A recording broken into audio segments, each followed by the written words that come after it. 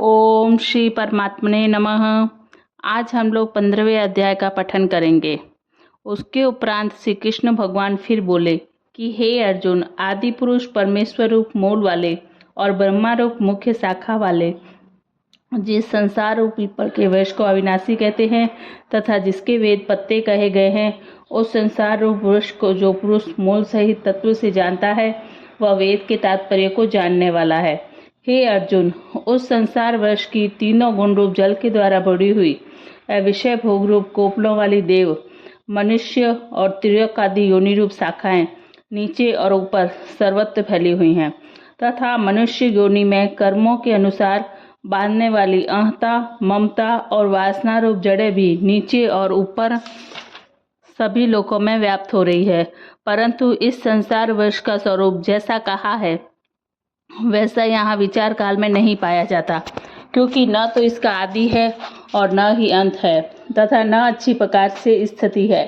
इसलिए इस अहंता, ममता और वासना रूप अति धूढ़ मूलों वाले संसार रूप पीपल के वृक्ष को धूढ़ वैराग्य रूप शस्त्र द्वारा काटकर उसके उपरांत उस परम पद रूप परमेश्वर को अच्छी प्रकार खोजना चाहिए कि जिसमें गए हुए पुरुष फिर पीछे संसार में नहीं आते। और जिस परमेश्वर से यह पुरातन संसार वृक्ष की पवित्र विस्तार को प्राप्त हुई है, उस ही आदि पुरुष नारायण के मैं शरण हूँ। इस प्रकार दृढ़ निश्चय करके नष्ट हो गया है मान और मोह जिनका, तथा जीत लिया है आसक्ति रूप दोष जिनने, और परमात्मा के स्वरूप में है निरंतर स्थिति जिनकी, तथा अच्छी प्रकार से नष्ट हो गई है कामना जिनकी, ऐसे वे दुख सुख नामक द्वंद्वों से विमुक्त हुए ज्ञानी जन उस अविनाशी परम पद को प्राप्त होते हैं। उस सव्य प्रकाशमय परम पद को न सूर्य प्रकाशित कर सकता है और न चंद्रमा और न ही अग्नि ही प्रकाशित कर सकती है, तथा जिस परम पद को प्राप्त होकर मनुष्य पीछे संसार में नहीं आते हैं, वही मेरा परम धाम है। हे अर्जुन, इस देह में यह जीवात्मा मेरा ही सनातन अंश है और वही इन त्रिगुणमयी माया में स्थित हुई मन सहित पांचों इंद्रियों को आकर्षण करता है। कैसे कि वायु गंध के स्थान से गंध को जैसे ग्रहण करके ले जाता है, वैसे ही देहादियों का स्वामी जीवात्मा भी जिस पहले शरीर को त्यागता है, उससे इन मन सहित इंद्रियों को ग्रहण करके फिर जिस शरीर को प्राप्त होता है उसमें जाता है। उस शरीर में स्थित हुआ वह जीवात्मा शोक्त चक्षु और त्वचा को तथा रसना, घ्राण और मन को आश्रय करके, अर्थात इन सबके सहारे से ही विषयों को सेवन करता है।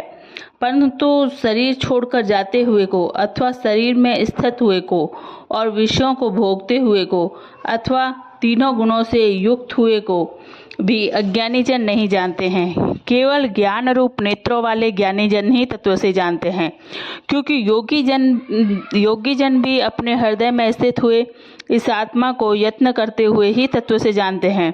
जिन्होंने अपने अंतकरण को शुद्ध नहीं किया है, ऐसे अज्ञानी जन तो यत्न करते हुए भी इस आत्मा को नहीं जानते हैं। हे अर्जुन, जो तेज सूर्य में स्थित हुआ संपूर्ण जगत को प्रकाशित करता है, तथा जो तेज चंद्रमा में स्थित है और जो तेज अग्नि में स्थित है, उसको तू मेरा ही तेज जान। और मैं ही पृथ्वी में प्रवेश करके अपनी शक्ति से सब भूतों को धारण करता हूँ और रस स्वरूप अर्थात अमृत में चंद्रमा होकर संपूर्ण वस्तुओं को अर्थात वनस्पतियों को पुष्ट करता हूँ, तथा मैं ही सब प्राणियों के शरीर में स्थित हुआ वैष्णवर अग्नि रूप होकर प्राण और अपान से युक्त हुआ चार प्रकार के अन्न को पचाता हूँ, और मैं ही सब प्राणियों के हृदय में अंतर्यामी रूप से स्थित हूँ, तथा मेरे में ही स्मृति, ज्ञान और अपोहन होता है, और सब वेदों द्वारा मैं ही जानने के योग्य हूँ, तथा वेदांत का कर्ता और वेदों को जानने वाला भी मैं ही हूँ। हे अर्जुन, इस संसार में नाशवान और अविनाशी भी यह दो प्रकार के पुरुष हैं। उनमें संपूर्ण भूत प्राणियों के शरीर तो नाशवान और जीवात्मा अविनाशी कहा जाता है, तथा उन दोनों से उत्तम पुरुष तो अन्य ही हैं कि जो तीनों लोकों में प्रवेश करके सबका धारण पोषण करता है।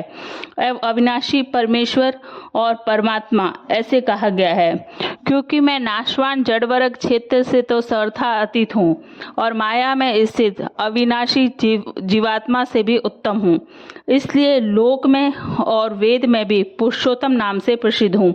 हे भारत, इस प्रकार तत्व से जो ज्ञानी पुरुष मेरे को पुरुषोत्तम जानता है, वह सर्वज्ञ पुरुष सब प्रकार से निरंतर मुझ वासुदेव परमेश्वर को ही भजता है।